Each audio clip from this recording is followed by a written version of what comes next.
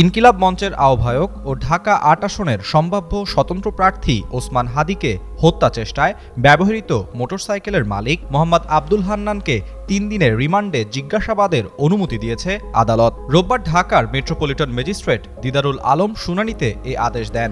ঢাকা মহানগর দায়রা জজ আদালতে public prosecutor advocate Mohammad Omar Faruqi এ তথ্য নিশ্চিত করেছেন। এদিন ফৌজদারি কার্যবিধি ৫৪ ধারায় গ্রেফতার দেখিয়ে হান্নানকে আদালতে হাজির করা হয়। পল্টন থানার উপপরিদর্শক শামীম হাসান প্রথমে তাকে কারাগারে আটক রাখার আবেদন করেন। পরে আরেক আবেদনে ৪টি কারণ দেখিয়ে হান্নানের ৭ দিনের রিমান্ড চাওয়া হয়।